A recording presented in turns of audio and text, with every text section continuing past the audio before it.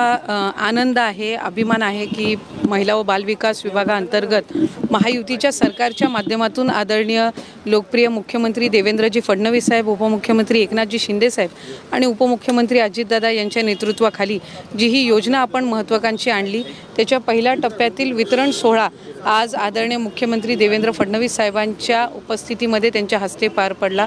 माझ्या सहकारी राज्यमंत्री मेघनाताई असतील, इतर सर्व सन्मान्य आमदार असतील, आशिषजी असतील, त्याचबरोबर विभागाचे सचिव, आयुक्त, इतर सर्व अधिकारी असतील आणि नागपूरचे सुद्धा सन्मान्य जिल्हाधिकारी, आयुक्त यांनी सुद्धा सगळ्यांनीच ही योजना अत्यंत प्रभावीपणे राबवण्यामध्ये आम्हाला मदत केली आणि आज साधारणपणे 1100 पात्र लाभार्थ्यांचे अर्ज हे आपल्याला नागपूर शहरातून प्राप्त झालेले आहेत। आमचं उद्दिष्ट 2000 रिक्षांचं आहे आणि आज आदरणीय देवेंद्रजी फडणवीस साहेब यांच्या हस्ते आपण जो हा पहिला वितरण सोहळा जो पार पडलेला आहे, मला खात्री आहे की यातून अधिकाधिक महिला या पुढे येतील, अर्जसुद्धा करतील आणि या ज्या पिंक ई रिक्षा आहेत या आपण जिथे मेट्रोची सुविधा आहे किंवा जिथे विमेन हॉस्टेल्स आहेत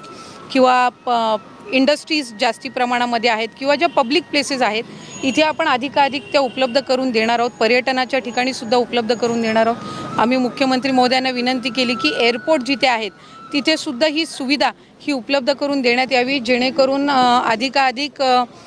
महिलांना रोजगार मिळेल, पण त्याचबरोबर महिला ज्या प्रवास करतील त्याच्यातून त्यांनाही आणखीन सुरक्षता त्याच्यातून जाणवेल आणि आज ज्या ज्या महिलांना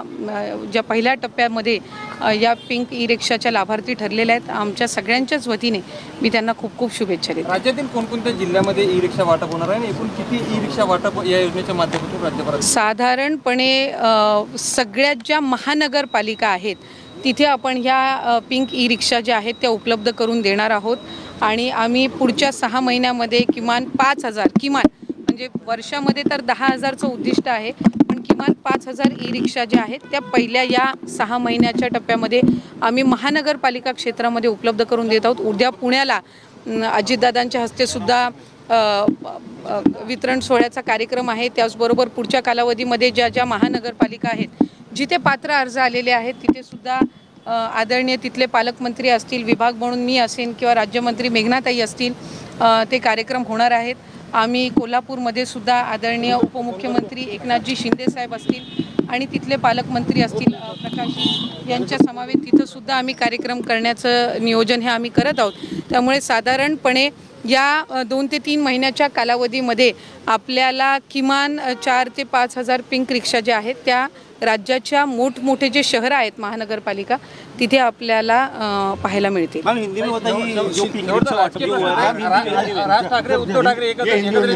मला वाटतं आमच्या सर्व